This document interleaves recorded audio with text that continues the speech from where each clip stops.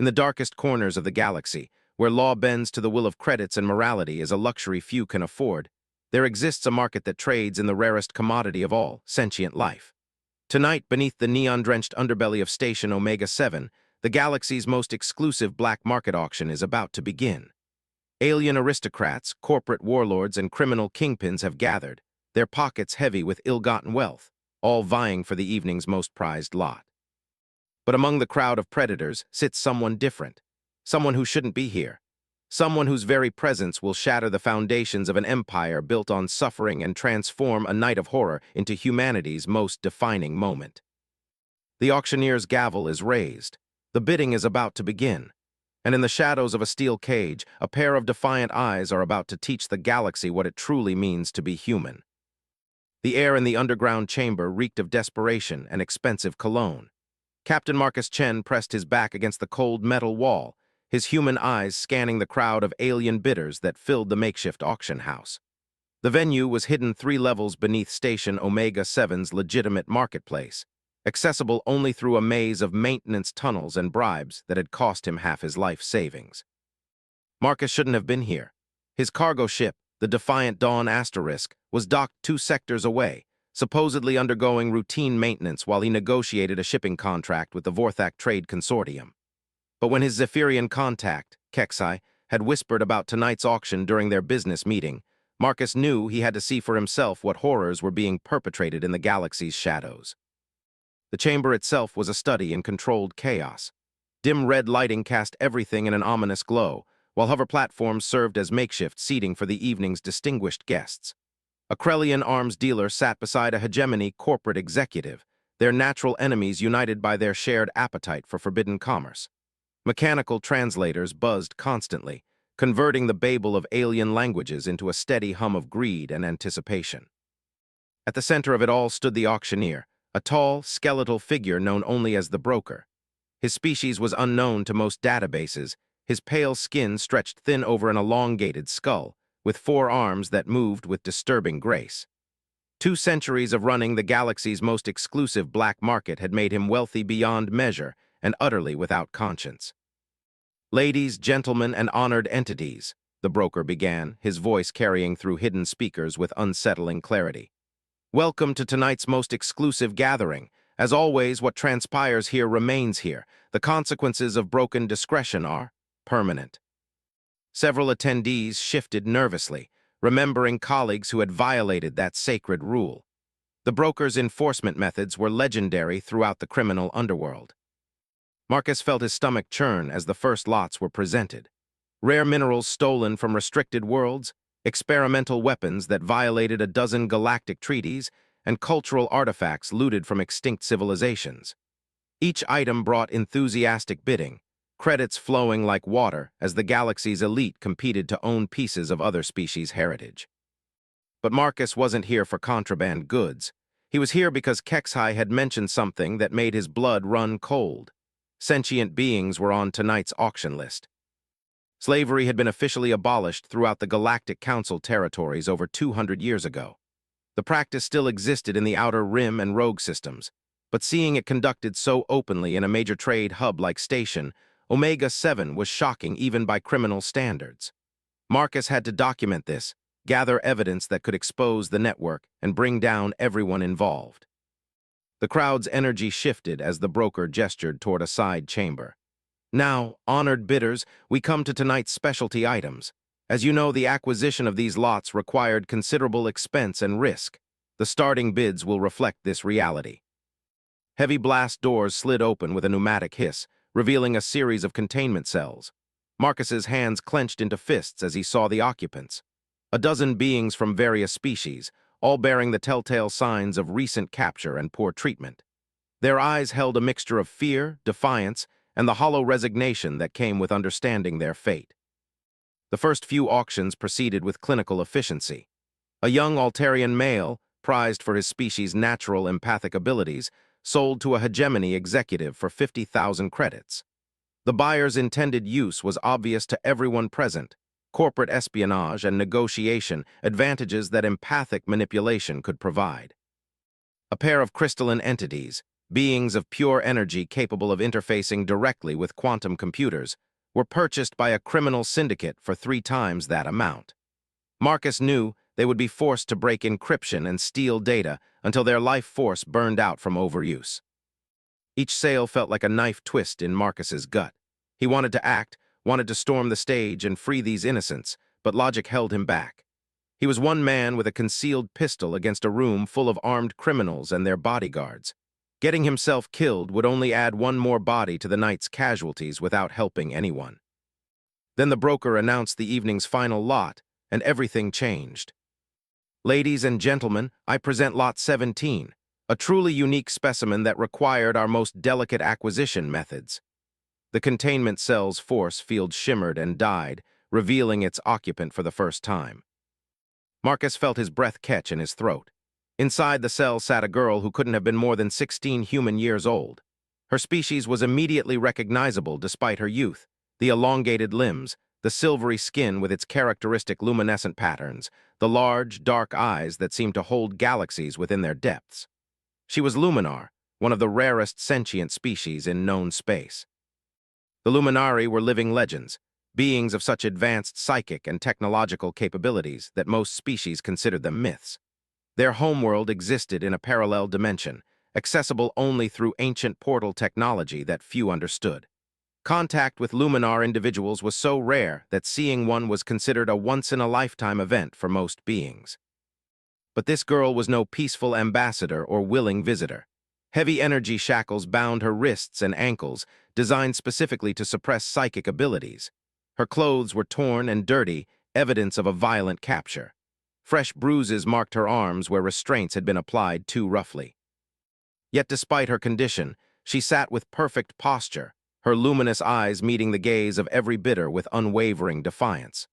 When she looked at Marcus, he felt a momentary electric tingle in his mind, not enough to establish communication through the psychic dampeners, but sufficient to recognize intelligence and determination that refused to be broken. The specimen is approximately 16 standard years by human reckoning, the broker continued, oblivious to the girl's silent rebellion. Fully matured psychically despite her apparent youth. Our tests confirm she possesses the full range of Luminar abilities, though currently suppressed by necessary restraints. Excited murmurs rippled through the crowd.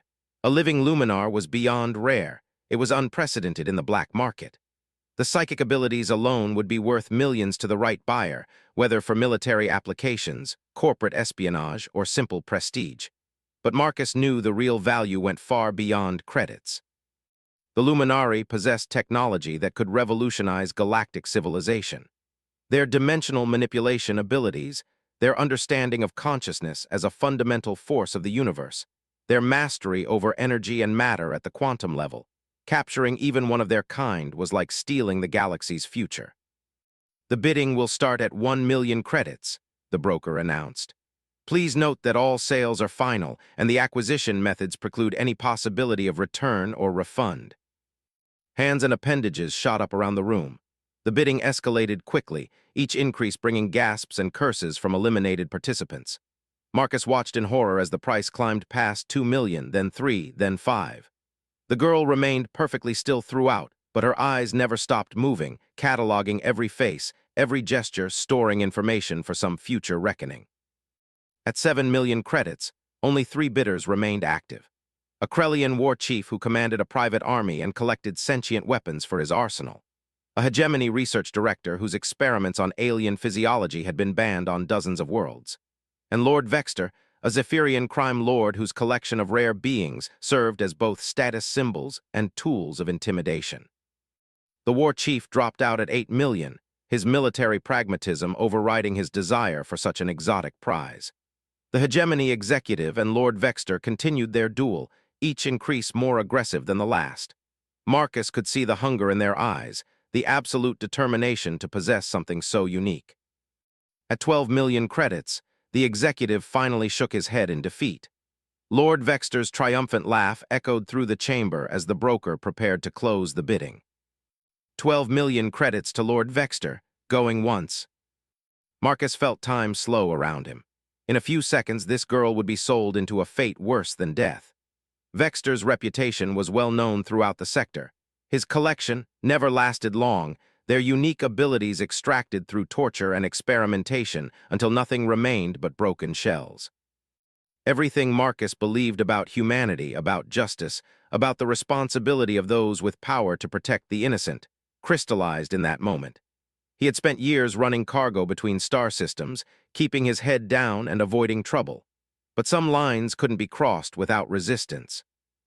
His hand shot up just as the broker began to say, going twice. 15 million, Marcus called out, his voice carrying clearly through the sudden silence. Every head in the chamber turned toward him. The broker's 4 eyes focused on Marcus with predatory interest, while Lord Vexter's face darkened with rage.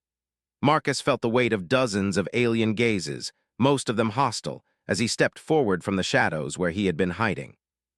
"And you are?" the broker inquired, his tone suggesting that anonymous bidders were not welcome at his auctions.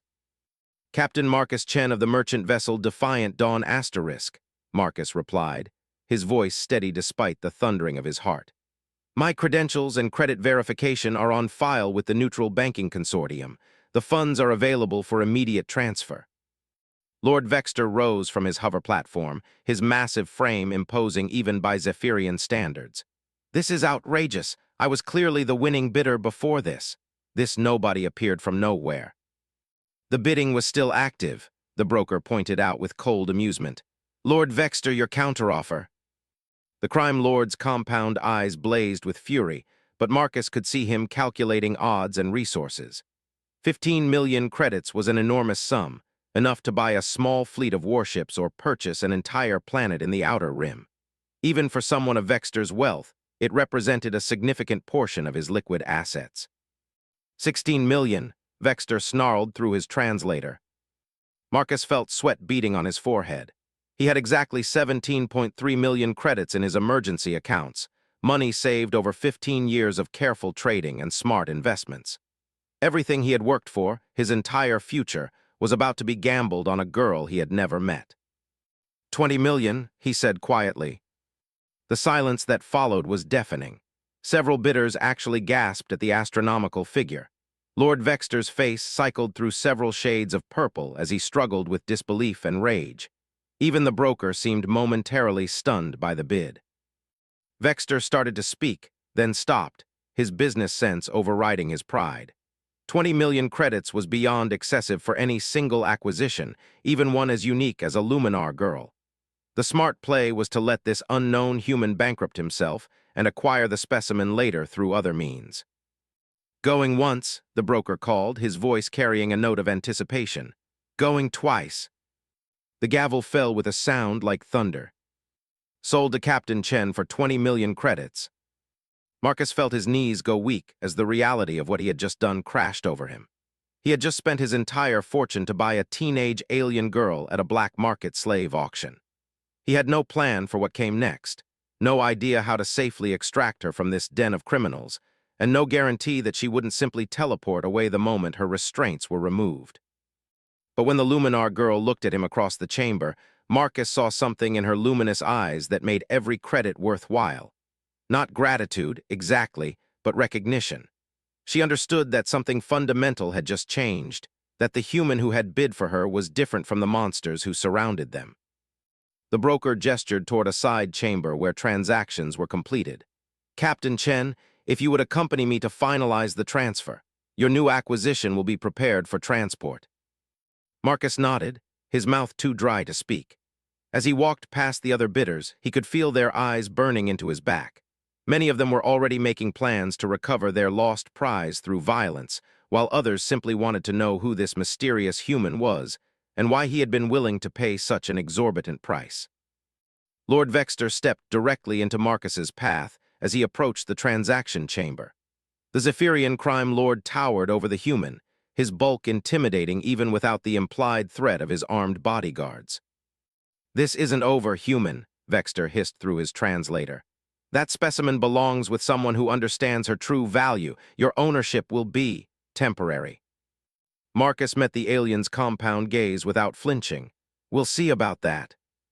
As he followed the broker into the transaction chamber, Marcus caught one last glimpse of the Luminar girl. She was being fitted with a transport collar by a pair of heavily armed guards, but her eyes remained fixed on him. In that moment, Marcus made a silent promise that would define everything that followed. Whatever it took, wherever it led, he would see her free. The real auction, he realized, was just beginning. The transaction chamber was smaller than Marcus had expected, its walls lined with quantum encryption devices and biometric scanners that would have impressed a government treasury.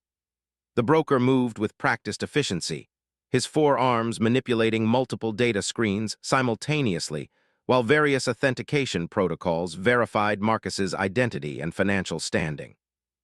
"Your credit history is quite impressive, Captain Chen," the broker observed, his pale eyes never leaving the scrolling data. 15 years of clean transactions, no defaults, excellent references from the Traders Guild, yet you've never participated in one of my auctions before. What brings you to our exclusive gathering tonight? Marcus chose his words carefully. "I heard about your reputation for acquiring unique items. My client has very specific tastes and unlimited resources." It was a plausible cover story. Many wealthy collectors employed intermediaries to maintain their anonymity while building private museums or menageries. The broker's network catered to exactly that type of clientele, beings whose appetites for the rare and forbidden exceeded their concern for legality or ethics. "Ah yes, the mysterious collector who refuses to be named," the broker said with cold amusement. "How refreshingly traditional. Your client must be quite extraordinary to justify such an expenditure." The verification process took another 10 minutes, during which Marcus tried to calm his racing heart and plan his next moves. Getting the girl off Station Omega-7 would be challenging enough without the additional complication of Lord Vexter's obvious interest in recovering his lost prize. The Zephyrian crime lord had connections throughout the sector, and his reputation for holding grudges was legendary.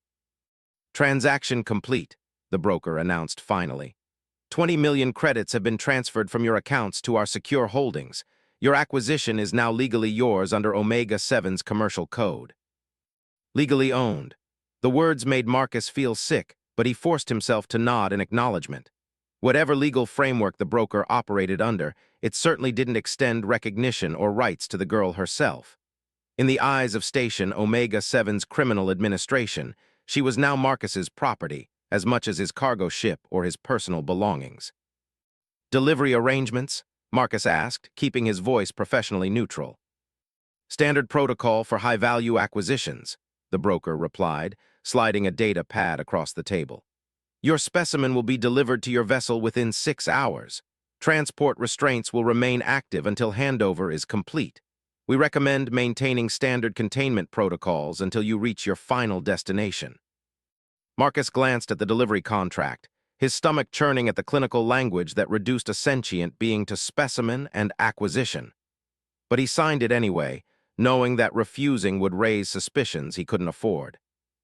"One final matter," the broker continued, his tone becoming more conversational.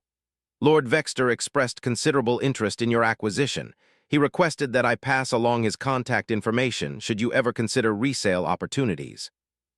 The data pad displayed Vexter's criminal empire contact details, a clear message that the Zephyrian crime lord expected to hear from Marcus in the near future. Marcus memorized the information while projecting mild interest. "I'll keep that in mind," Marcus said, "though I suspect my client will want to maintain ownership for quite some time. Of course, those circumstances do change, and 20 million credits represents a significant investment to recover through alternative means." The threat was subtle but unmistakable.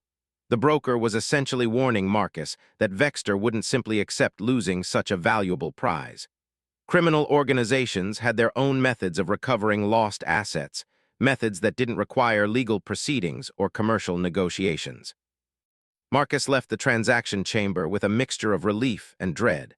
The easy part was over. He now legally owned the Luminar girl according to Station Omega-7's twisted version of property law. The difficult part was keeping both of them alive long enough to figure out what came next. The main auction chamber was emptying as Marcus emerged, the evening's other successful bidders arranging for their own acquisitions to be delivered. He noticed several groups of beings engaged in quiet conversations, their body language suggesting negotiations for secondary deals or future collaborations. The criminal underworld never slept, and tonight's auction would spawn dozens of additional schemes and partnerships. Lord Vexter was nowhere to be seen, but Marcus spotted two of the crime lord's bodyguards positioned near the chamber's main exit. They weren't trying to hide their presence, which made their surveillance even more intimidating.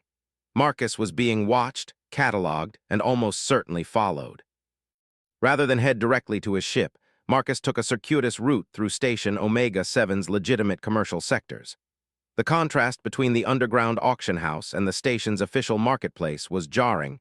Bright lighting, cheerful merchant stalls, families shopping for everyday necessities. It was hard to believe that such casual evil existed just a few levels below this peaceful scene. Marcus stopped at a communications booth and sent a coded message to his ship's automated systems. The Defiant Dawn would begin pre-flight preparations immediately, bringing life support online and warming the jump engines. If he needed to leave Station Omega-7 in a hurry, every minute of preparation time would be crucial. His next stop was a legitimate shipping office where he filed flight plans for 3 different destinations: Kepler Station, New Geneva Colony, and the Tau Ceti commercial hub. The real destination wasn't listed anywhere official, but creating multiple false trails might buy him some time before Vexter's people could track his actual route. The hours crawled by with agonizing slowness. Marcus found himself checking chronometers constantly, wondering about the girl's condition and whether she understood what had happened. The psychic dampening restraints would prevent any meaningful communication, but her intelligence was obvious despite her youth. She had to know that her situation had changed, even if the nature of that change remained unclear. At 3:47 station time, Marcus's personal communicator chimed with an incoming message. Delivery confirmation from the broker's organization. His acquisition had been transferred to Docking Bay 7, where the Defiant Dawn was moored. Marcus felt his pulse quicken as he made his way through the station's quiet corridors toward his ship. The docking bay was dimly lit and largely deserted at this hour, with only automated systems maintaining the environmental controls and security monitoring. Marcus spotted the delivery team immediately. 4 heavily armed guards surrounding a transport container that hummed with the distinctive sound of active containment fields. Captain Chen, the lead guard stepped forward, a scarred hegemony veteran whose cybernetic arm suggested a violent past. "We have your delivery. Standard handover protocol requires biometric verification and acknowledgement of transfer completion." Marcus submitted to the identity scan while trying to peer through the container's translucent panels. He could see a humanoid figure inside, motionless but clearly conscious. The Luminar girl sat in the center of the containment field, her posture still radiating defiance despite her circumstances. "Any special handling instructions?" Marcus asked, hoping to learn more about her condition. "Specimen remains fully sedated during transport," the guard replied. "Restraint systems will maintain psychic suppression for another 12 hours minimum. Recommend keeping containment active until you reach final destination." Marcus nodded, though every word made him feel more complicit in what amounted to kidnapping and imprisonment. He was walking a dangerous line between maintaining his cover and protecting the girl from further harm. The transfer process was efficiently completed within minutes. Marcus's ship's cargo hold now contained what appeared to be a sophisticated prison cell, its occupant isolated behind multiple layers of technology designed to prevent escape. The guards departed without ceremony, leaving Marcus alone with his 20 million credit purchase and the crushing weight of responsibility that came with her. Marcus sealed the cargo hold and rushed to his ship's bridge, where he began the final pre-flight preparations. The Defiant Dawn was a modified Hermes-class freighter designed for speed and reliability rather than comfort or cargo capacity. Its quantum drive system could achieve jump speeds that most military vessels couldn't match, though the power requirements limited the number of consecutive jumps possible. As the ship lifted off from Station Omega-7, Marcus felt some of the tension leave his shoulders. The immediate danger was past. He had successfully extracted the girl from the broker's custody without triggering an obvious pursuit. But he knew that Vexter's people would be tracking his departure, and it was only a matter of time before they discovered his true destination. 3 hours into the journey, Marcus allowed himself to visit the cargo hold and check on his passenger. The containment unit's status displays showed all systems functioning normally, with the occupants' vital signs stable but elevated. Marcus approached the transport container slowly, uncertain what to expect when he looked inside. The Luminar girl was awake and alert, her dark eyes tracking his movement as he came into view. Up close, Marcus could see details that had been obscured by the auction chamber's dim lighting. Her silvery skin had an iridescent quality that seemed to shift color based on viewing angle, while the luminescent patterns along her arms and face pulsed in what appeared to be a complex rhythm. She was beautiful in an otherworldly way, but it was her eyes that captured Marcus's attention. Despite the psychic dampeners and transport restraints, her gaze held an intelligence and awareness that seemed almost ancient. Marcus found himself wondering how long her species lived, whether her apparent youth was misleading, and what knowledge she carried within her remarkable mind. The girl watched him for several minutes without any change in expression, then slowly raised one shackled hand and pressed it against the containment barrier. Marcus saw her lips move, forming words that the transport system's audio dampeners rendered silent. But he could read her lips well enough to understand the two words she repeated. "Thank you." Marcus felt his throat tighten with emotion. Despite everything she had endured, despite being sold like cargo and imprisoned in his ship's hold, she recognized that his actions had been different from her other captors. That small gesture of gratitude made every credit he had spent worthwhile. He activated the container's communication system, allowing limited audio exchange while maintaining the psychic barriers. "Can you understand me?" he asked softly. The girl nodded, then spoke in accented but clear standard. "I understand. You are not like the others." Her voice was melodic, with harmonic undertones that suggested her species communicated through multiple frequency ranges simultaneously. Even filtered through the transport system's speakers, it was hauntingly beautiful. "My name is Marcus," he said. "I'm going to get you out of here, but I need you to trust me. There are people following us who want to hurt you." "I know," she replied simply. "The one called Vexter. His thoughts are loud with anger and desire for possession. The dampeners block my abilities, but they cannot stop all sensation." Marcus felt a chill at the confirmation that Vexter was actively pursuing them. If the girl could sense the crime lord's intentions even through the psychic suppressors, their situation was more dangerous than he had realized. "What's your name?" Marcus asked. The girl considered the question for a long moment, as if deciding how much to reveal.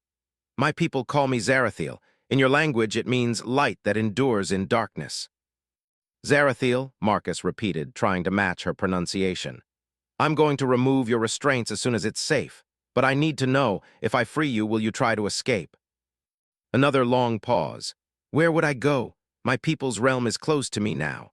The portal I used to reach this dimension was destroyed in my capture. I am trapped in your reality until another way can be found." The revelation hit Marcus like a physical blow. The girl wasn't just a captive. She was stranded in an alien dimension with no way to return home. Her capture hadn't been a simple kidnapping, but an act that had severed her connection to her entire species and civilization. "I'm sorry," Marcus said, meaning it completely. "I don't know how to send you home, but I swear I'll help you find a way, and until then, you're under my protection." Zarathil studied his face through the containment barrier, her expression unreadable. "Why? What do you gain from helping me?" Marcus had been asking himself the same question for hours. His rational mind told him he should find a way to profit from the situation, to recover some portion of his massive investment. But when he looked at her, when he remembered the defiance in her eyes during the auction, he knew there was only one answer that mattered. "Because it's the right thing to do," he said simply. "Because no one deserves to be treated as property, regardless of their species or abilities. And because sometimes doing what's right is more important than doing what's profitable." For the first time since he had seen her, Zarathil smiled. It was a small expression, barely visible through the containment barrier, but it transformed her face completely. The ancient sadness in her eyes was replaced by something that might have been hope. "Your species is strange, Marcus Chen," she said softly. "The others I have encountered think only of what they can take or use. You are the first to consider what you might give." Marcus felt a warmth spread through his chest at her words. Despite the danger, despite the financial ruin, despite the uncertainty of what lay ahead, he knew he had made the right choice. "Get some rest," he told her. "We have a long journey ahead, and when we reach our destination, things are going to get complicated." As Marcus returned to the bridge, he began making plans for their next phase of escape. Vexter would be tracking them by now, using every resource at his disposal to recover what he considered stolen property. The crime lord's network extended throughout the sector, making most civilized worlds unsafe for them. But Marcus knew places that existed outside normal jurisdiction, worlds where credits meant less than principle, and where those fleeing injustice could find sanctuary.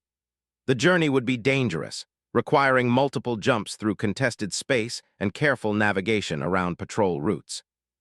As the Defiant Dawn jumped to hyperspace for the first time since leaving Station Omega-7, Marcus felt the weight of destiny settling around him.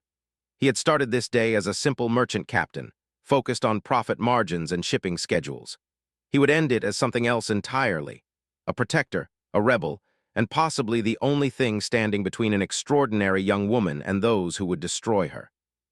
The galaxy was about to learn what happened when humanity's moral compass was tested in the crucible of absolute power. And in the cargo hold of a modified freighter racing through hyperspace, a Luminar girl named Zarathil was about to discover that sometimes the most unlikely heroes emerged from the most desperate circumstances. The pursuit began 16 hours after leaving Station Omega-7, announced by the distinctive energy signatures of military-grade sensor sweeps penetrating hyperspace. Marcus had been monitoring long-range communications from the bridge when the Defiant Dawn *S tactical systems detected 3 vessels attempting to establish target locks on his position. "Computer, identify pursuing vessels," Marcus commanded, his fingers dancing across the navigation console as he prepared evasive maneuvers. "Scanning," the ship's AI responded in its characteristic monotone. 3 contacts confirmed. Lead vessel identified as modified Kestrel-class destroyer, registration flagged as belonging to Vexter Criminal Enterprise. Secondary vessels show characteristics of hired mercenary craft. Marcus cursed under his breath. A Kestrel destroyer meant Vexter wasn't taking any chances. He had deployed serious military hardware to recover his lost prize. The crime lord's resources were even more extensive than Marcus had feared. Time to intercept at current heading. Approximately 4 hours, 37 minutes if they maintain present acceleration.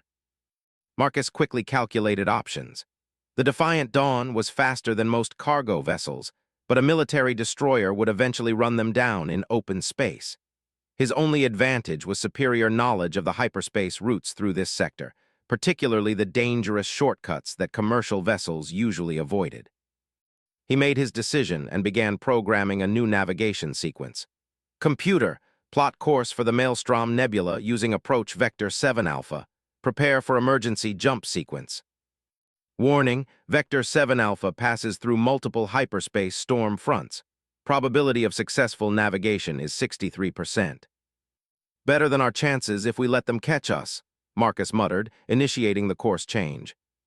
The ship shuddered as it altered direction, quantum drives straining against the gravitational currents of hyperspace. Marcus felt the artificial gravity fluctuate momentarily before the compensators restored normal conditions.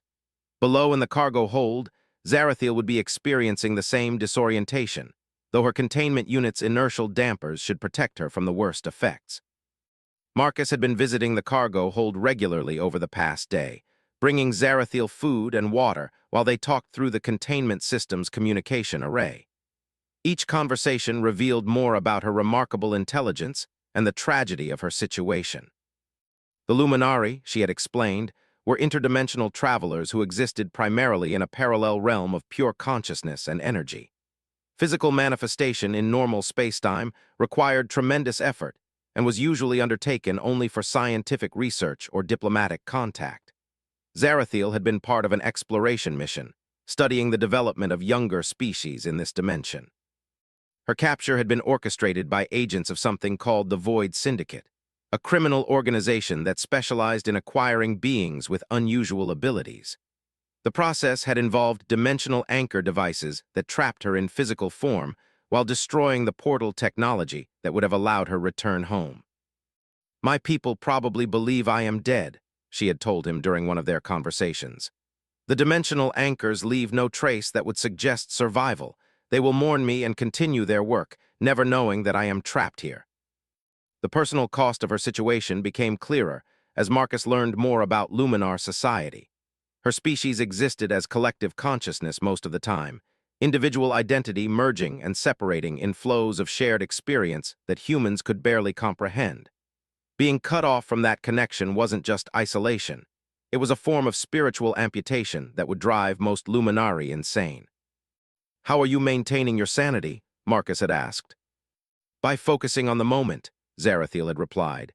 "By finding meaning in small things, and now by believing that perhaps my imprisonment serves a greater purpose." The ship's proximity alarms interrupted Marcus's memories, warning him that they were approaching the Maelstrom Nebula's outer edge. Through the main viewscreen, he could see the roiling clouds of ionized gas and exotic matter that made the region so treacherous. Hyperspace storms crackled through the nebular material, creating navigation hazards that could tear apart unwary vessels. "Beginning final approach to Vector 7 Alpha," Marcus announced to the ship's computer. "All non-essential systems to standby. Prepare for manual navigation control." This was where his 15 years of experience running cargo through dangerous space would be put to the ultimate test. The Maelstrom Nebula was avoided by most civilian traffic specifically because it required split-second timing and intuitive understanding of hyperspace physics that couldn't be programmed into navigation computers. The Defiant Dawn entered the nebula just as Vexter's pursuit fleet began closing to weapons range. Marcus immediately felt the difference as hyperspace currents became chaotic, buffeting the ship with gravitational anomalies and quantum turbulence. His hands moved across the controls with practiced precision, adjusting course moment by moment to avoid the worst disturbances. Behind them, the pursuing vessels struggled to maintain formation as they encountered the same hazardous conditions. Marcus allowed himself a grim smile as he watched their sensor signatures become erratic.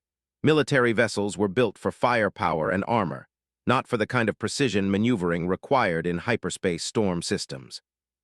"Contact lost with 2 pursuit vessels," the computer reported. "Remaining destroyer maintaining distant pursuit but unable to close range." Marcus nodded, concentrating on a particularly dangerous passage where 3 storm fronts intersected.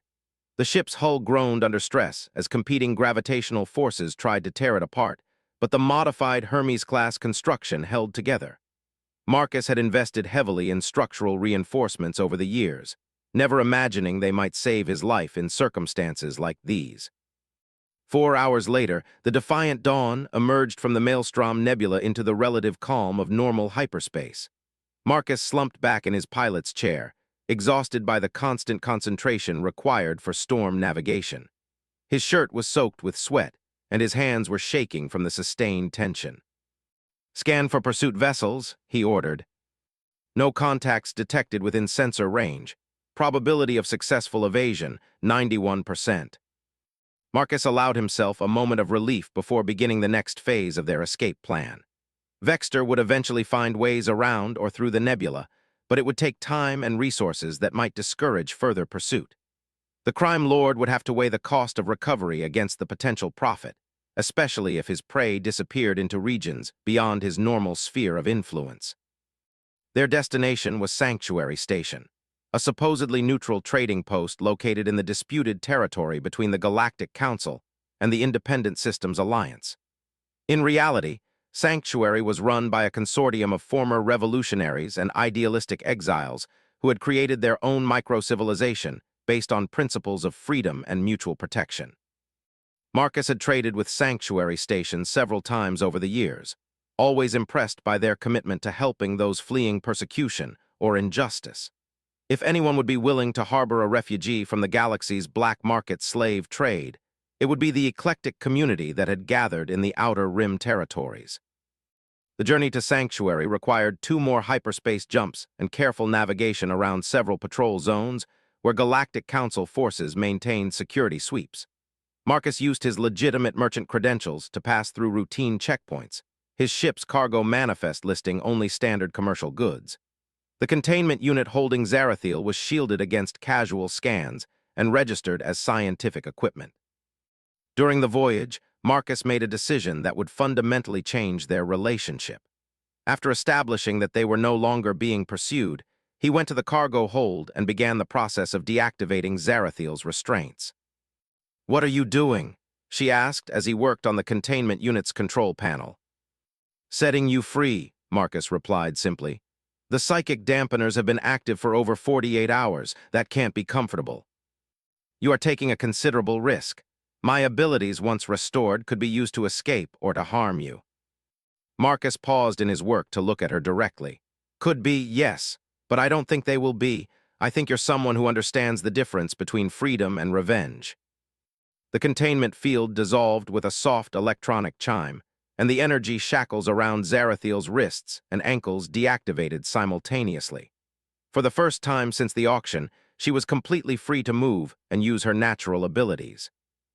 Zarathil stepped out of the transport container slowly, her legs unsteady after days of confinement. Marcus resisted the urge to help her, sensing that she needed to reclaim her independence gradually. She was taller than he had realized, nearly 6 feet in height, with a graceful build that suggested both fragility and hidden strength. As her psychic abilities returned, the luminescent patterns on her skin began to pulse more brightly, creating shifting mandalas of light across her arms and face.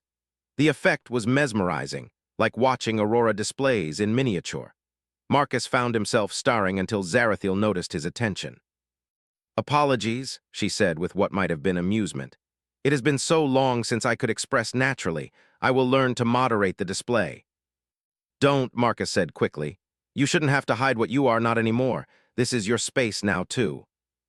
Zarathil examined her surroundings with obvious interest, her dark eyes taking in every detail of the cargo hold. Marcus watched her explore, noting how she moved with increasing confidence as her natural abilities fully returned. There was something almost ethereal about her presence, as if she existed slightly apart from normal physical space. "I can sense your thoughts more clearly now," she said eventually. "You are afraid, but not of me. You fear that you have made choices that will bring harm to both of us." Marcus nodded, not surprised that her telepathic senses were strong enough to read his emotional state. "Vexter isn't going to give up easily, and there are others who will want to capture you once word spreads about what happened at the auction. I've probably made you a target for every criminal organization in the sector."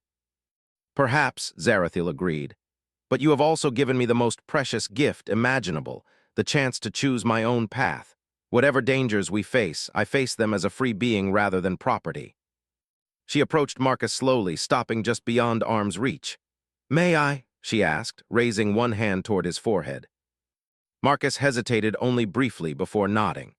Zarathil placed her palm gently against his temple, and he immediately felt a warm, tingling sensation that seemed to reach directly into his mind. Not invasive or controlling, but rather like a soft presence offering comfort and understanding. Images flashed through Marcus's consciousness, not his memories, but hers. He saw glimpses of the Luminar realm, a dimension of flowing light and shared consciousness where individual identity was fluid and temporary. He felt the profound loneliness of her exile, the pain of being severed from her people's collective awareness. And beneath it all, he sensed her gratitude toward him, deep and genuine, and tinged with something that might have been hope. The connection lasted only a few seconds before Zarathil withdrew her hand, but the experience left Marcus profoundly moved. For a brief moment, he had touched the edge of consciousness that existed on a scale almost incomprehensible to human understanding. "Now you know something of what I am," she said softly. "And I know something of what you are. Your species fascinates me, Marcus Chen. You exist as separate individuals, yet you are capable of choices that transcend self-interest. In my people's long history, we have encountered few species with such capacity for moral evolution." Before Marcus could respond, the ship's communication system activated with an incoming transmission. Marcus recognized the caller identification immediately. Sanctuary Station was hailing the Defiant Dawn asterisk. "Captain Chen, this is Commander Sarah Volkov of Sanctuary Station Control," a crisp female voice announced.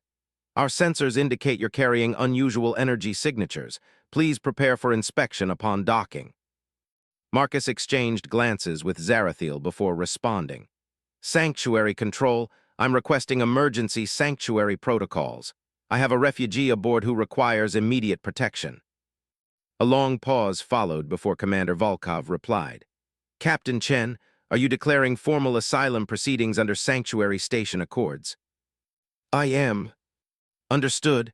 You are cleared for priority docking at Bay 7. A diplomatic team will meet you upon arrival. Be advised that formal asylum proceedings trigger our protection protocols. No person or property under our care may be removed without their consent. As the defiant dawn approached Sanctuary Station, Marcus felt a mixture of relief and apprehension. They had reached relative safety, but the decision to invoke formal asylum proceedings would have far-reaching consequences. Sanctuary Station's protection was absolute, but it also meant that both he and Zarathil would become permanent residents unless they could find another solution to their situation. Zarathil seemed to sense his internal conflict. You fear that helping me will cost you the freedom to return to your previous life, she observed. Maybe, Marcus admitted, but that life was about moving cargo and making profit. This feels more important. As they prepared for docking, Marcus realized that the scared merchant captain who had attended an illegal auction to gather evidence was gone forever. In his place stood someone who had discovered that some principles were worth any sacrifice, and that humanity's greatest strength lay not in its technology or military power, but in its willingness to risk everything for the protection of innocence. Sanctuary Station grew larger in the view screen, its modular construction reflecting the diverse needs of the community it housed. Soon, Marcus and Zarathil would learn whether their desperate gamble had led to true freedom or merely a different form of captivity. But for the first time since this journey began, Marcus felt genuinely hopeful about the outcome. Whatever challenges lay ahead, they would face them together. A human who had rediscovered his moral compass and a Luminar who had found an unexpected ally in her struggle for survival. The galaxy was about to witness what happened when two unlikely refugees decided to make their stand together against forces that viewed sentient beings as property. And in the depths of space, word was already spreading about the human merchant who had spent his fortune to buy freedom for a stranger. Sanctuary Station was unlike anything Marcus had ever seen, and he had visited dozens of space installations throughout his trading career. The station's main hub was a converted asteroid that had been hollowed out and transformed into a sprawling city, its streets and buildings carved directly into the rock walls. Bioluminescent gardens provided natural lighting, while atmospheric processors maintained perfect environmental conditions throughout the complex. Commander Sarah Volkov met them at the docking bay personally, her presence indicating the seriousness with which Sanctuary Station treated asylum requests. She was a compact woman with silver-streaked hair and the bearing of someone accustomed to command, her uniform displaying no national insignia or corporate logos. Like many of Sanctuary's residents, she appeared to have fled from a past that required anonymity. Captain Chen, I presume, she said, extending her hand as Marcus and Zarathil disembarked from the Defiant Dawn asterisk. And this must be your passenger. Marcus noticed that Commander Volkov's gaze lingered on Zarathil's luminescent skin patterns with obvious fascination, though she maintained professional composure. The Luminar girl drew attention wherever they went. Her otherworldly beauty and the subtle glow of her markings made her impossible to ignore. Commander Volkov, Marcus replied, shaking her offered hand. Thank you for accepting our asylum request. The situation is more complicated than a simple refugee case. They usually are, Volkov said with dry humor. Follow me. We'll conduct the initial interview in private chambers away from curious eyes. As they walked through Sanctuary Station's main concourse, Marcus was struck by the diversity of species represented among the residents. Humans mingled freely with Zephyrians, Altarians, and dozens of other species, many of whom appeared to be refugees from various conflicts or persecution. The station's founding principles of mutual protection and acceptance were clearly more than mere rhetoric. Their destination was a comfortable meeting room deep within the station's administrative sector. Commander Volkov activated privacy screens and recording devices before settling into her chair across from Marcus and Zarathil. Let's start with the basics, she began, consulting a data pad.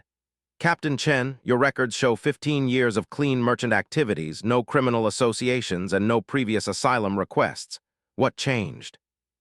Marcus took a breath, knowing that the next few minutes would determine their fate. 3 days ago, I attended a black market auction on Station Omega 7. I was there to gather intelligence about illegal activities affecting merchant shipping routes. What I found was a slave auction, with sentient beings sold as property. He described the auction in detail, emphasizing the scale of the operation and the presence of major criminal figures like Lord Vexter. Commander Volkov's expression grew increasingly grim as Marcus outlined the systematic nature of the slave trade network. "And you decided to participate in this auction, why?" she asked pointedly. Marcus looked at Zarathil, who nodded encouragingly. "When I saw her being sold, I couldn't stand by and let it happen, so I bid on her freedom." 20 million credits, Zarathil added quietly. "He bankrupted himself to purchase my freedom from criminals who would have used me as a weapon." Commander Volkov's eyebrows rose at the figure. 20 million? Captain, that represents serious commitment to your principles. "It was the right thing to do," Marcus said simply. Volkov turned her attention to Zarathil. "And you are?" "Zarathil of the Luminar," came the reply. "I am stranded in this dimension by the actions of those who captured me. My people exist primarily in a parallel realm of consciousness and energy.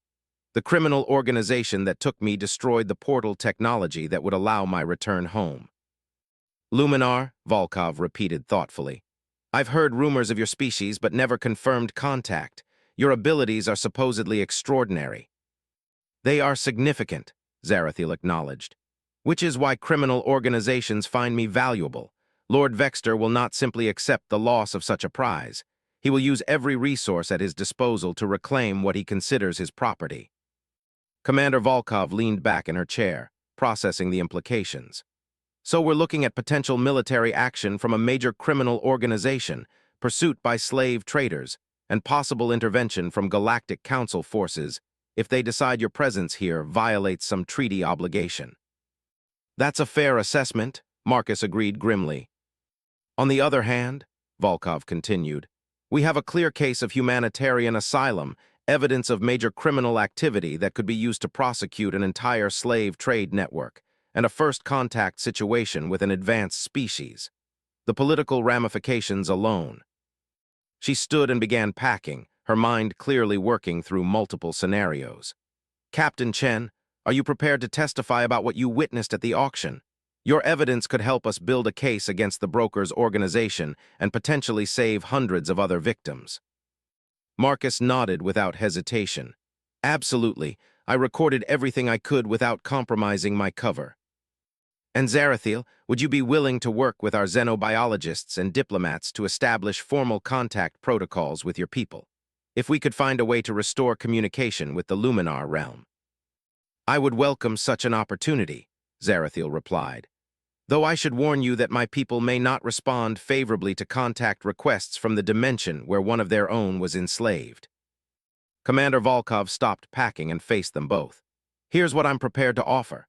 Sanctuary Station will grant you both permanent resident status under our protection accords. Captain Chen, we can provide you with new identity documents and citizenship if you choose to remain here. Your ship will be registered as a Sanctuary Station vessel, which gives you considerable legal protection throughout neutral space." She turned to Zarathil.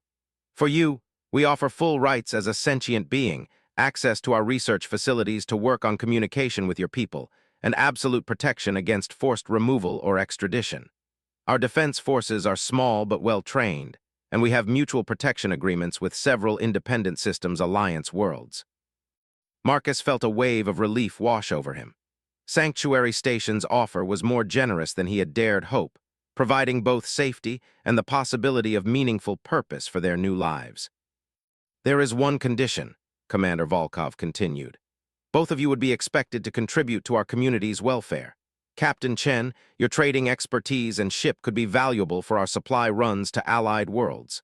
Zarathil, your knowledge and abilities could help us better understand the dimensional sciences that your people have mastered." "What about Vexter?" Marcus asked. "He's not going to simply give up." "Lord Vexter is a known criminal with outstanding warrants in 17 systems," Volkov replied with grim satisfaction. "If he approaches Sanctuary Station, he'll find that we take our protection commitments very seriously. We may be small, but we're not defenseless." As if summoned by their conversation, the room's communication system activated with an urgent priority message. Commander Volkov accepted the transmission, and the broker's familiar skeletal face appeared on the main display. "Commander Volkov," the broker said without preamble, "I believe you are harboring stolen property that belongs to one of my valued clients. I trust we can resolve this matter through civilized negotiation." Volkov's expression became ice cold. "I'm not familiar with any stolen property. Perhaps you could be more specific about your concerns." "Captain Marcus Chen is in possession of a Luminar specimen that was legally purchased at auction under Station Omega-7's commercial code. Lord Vexter wishes to renegotiate the terms of sale and recover his investment." "I see," Volkov replied calmly. "And you believe this gives you some claim on persons currently under Sanctuary Station's protection?" The broker's pale eyes glittered with malice. "Commander, I understand that your station operates under various idealistic principles, but business is business. The specimen in question represents a 20 million credit investment, and my client is prepared to be reasonable about recovery terms." Zarathil stepped forward, moving into the communication display's pickup range. Her luminescent patterns flared brightly as she spoke, her voice carrying harmonics that made the transmission equipment resonate. "I am not property," she said with quiet dignity. "I am a sentient being with rights under galactic law. Any attempt to treat me as merchandise will be met with the full force of my people's displeasure." The broker's composure cracked slightly at the sight of her. "Specimen, you forget your place. The restraint systems have been removed without authorization. This complicates matters considerably." "The restraint systems were illegal imprisonment devices," Commander Volkov interjected. "Their removal was in compliance with Sanctuary Station's anti-slavery protocols. If you have legitimate business here, I suggest you contact our Legal Affairs Department and file appropriate documentation." "This matter will not end with bureaucratic delays," the broker warned. "Lord Vexter has invested considerable resources in this acquisition. He will recover his property through whatever means prove necessary." "Let him try," Volkov said flatly, then terminated the communication. The silence that followed was tense with implications. Marcus realized that their safe arrival at Sanctuary Station had only marked the beginning of a larger conflict. The broker's threat wasn't empty posturing. Criminal organizations like Vexter's had the resources to mount serious military operations against targets that interfered with their business interests. "How long before they arrive?" Marcus asked. "Unknown," Commander Volkov admitted, "but probably not more than a few days. Vexter will need time to gather forces and plan an approach that doesn't trigger automatic distress calls to our alliance partners." Over the following 48 hours, Sanctuary Station transformed from peaceful trading post to fortress preparing for siege. Defense platforms were activated, patrol schedules increased, and civilian evacuation procedures rehearsed. Marcus found himself assigned to emergency supply runs, using the Defiant Dawn *S speed to ferry critical materials from allied worlds. Zarathil, meanwhile, worked with the station's science teams to establish communication attempts with the Luminar realm. Her efforts were largely unsuccessful, but the research process revealed fascinating insights into dimensional physics and consciousness manipulation that excited the station's xenobiologists. "The barriers between dimensions are not merely physical," she explained during one research session that Marcus observed. "They are psychic constructs maintained by the collective will of conscious beings. My people exist primarily as shared consciousness, which allows them to manipulate dimensional boundaries through focused intention." "Could we use that knowledge to establish communication?" Dr. Sarah Kim, Sanctuary's chief xenobiologist, asked eagerly. "Perhaps," Zarathil replied thoughtfully, "but it would require a quantum consciousness amplifier of unprecedented sophistication. Even then, my people might choose not to respond if they perceive this dimension as hostile to our kind." Their research was interrupted by proximity alarms echoing throughout the station. Commander Volkov's voice followed immediately over the general announcement system. "All personnel to emergency stations. We have multiple hostile contacts approaching our position. This is not a drill." Marcus rushed to the command center, where tactical displays showed the approaching threat in stark detail. 6 vessels were closing on Sanctuary Station, led by Vexter's modified destroyer, and supported by 5 mercenary craft of various configurations. The crime lord had assembled a significant force for this operation. Incoming transmission, the communications officer reported. Lord Vexter's massive form filled the main display, his compound eyes blazing with fury. Sanctuary Station, you are harboring stolen property belonging to my organization. Surrender the human Marcus Chen and the Luminar specimen, or face the consequences of your interference. Commander Volkov stepped forward, her voice calm despite the circumstances. Lord Vexter, you are approaching a neutral station in violation of multiple interstellar treaties. Withdraw immediately or face defensive action. I am beyond your pathetic treaties, Vexter snarled. My reach extends throughout this sector. Your protection means nothing against properly motivated force. Zarathil appeared beside Marcus at the tactical station, her luminescent patterns pulsing with increasing intensity.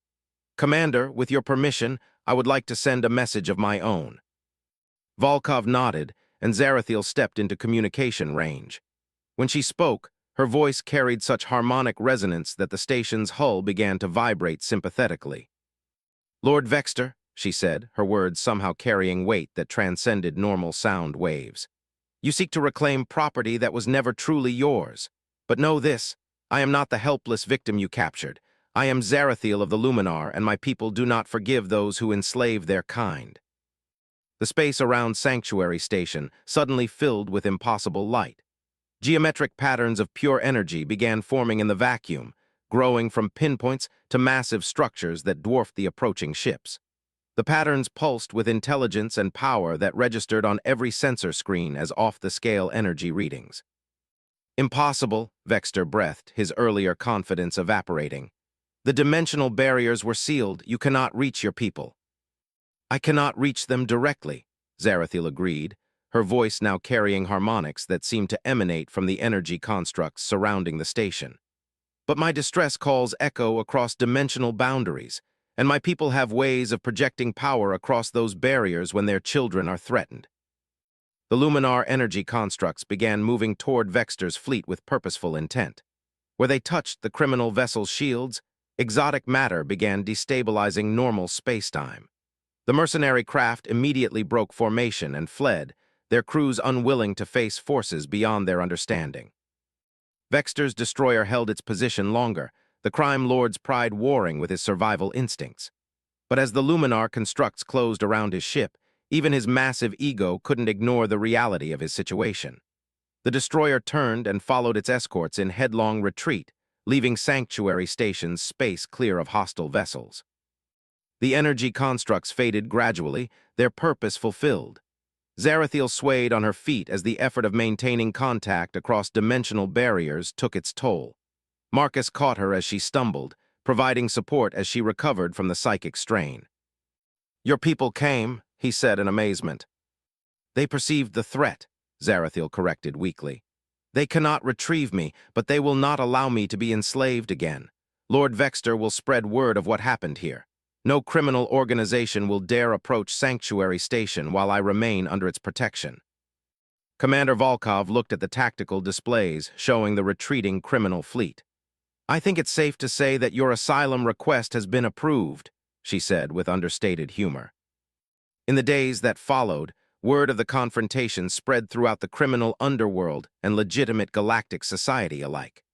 The story of a human merchant who had bankrupted himself to buy a stranger's freedom, and the Luminar refugee who had called upon her people's power to protect her new home, became legend throughout the sector. Marcus found his new life at Sanctuary Station more fulfilling than his previous career as a merchant captain.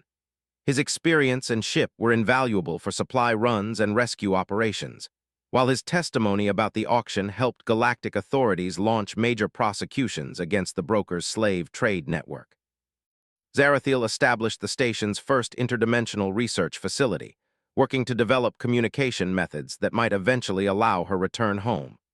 But as months passed, she seemed increasingly content with her life among the diverse community of refugees and idealists who had made Sanctuary their home. Do you regret your choices? She asked Marcus one evening as they watched ships arrive and depart from the station's observation deck. Marcus considered the question seriously.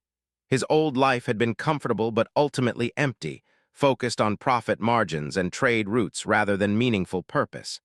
His new life was filled with daily reminders of the difference one person could make when they chose principle over self-interest. "No regrets," he said finally. "Some prices are worth paying." Zarathil smiled, her luminescent patterns creating gentle spirals of light in the observation deck's dim atmosphere. "My people have a saying, the greatest treasures are found not in what we acquire, but in what we choose to protect." Looking out at the bustling activity of Sanctuary Station, Marcus realized that his impulsive decision to bid at a criminal auction had led to something neither he nor Zarathil could have imagined. They had found not just safety, but purpose, not just freedom, but home. And somewhere in the galaxy's criminal underworld, the story of their unlikely alliance had become a cautionary tale about the consequences of treating sentient beings as property. The secret auction had ended, but its true impact was just beginning to reshape the balance of power between those who would enslave and those who would protect the innocent. In the end, Marcus Chen had spent 20 million credits at an auction. But what he had truly purchased was the chance to discover what it meant to be human when faced with the ultimate moral choice. And for Zarathil, the price of her freedom had been the discovery that even in exile, she could find family among the most unlikely allies. The galaxy was vast and often cruel, but it was also filled with beings willing to sacrifice everything for the protection of strangers. And sometimes, that was enough to change everything.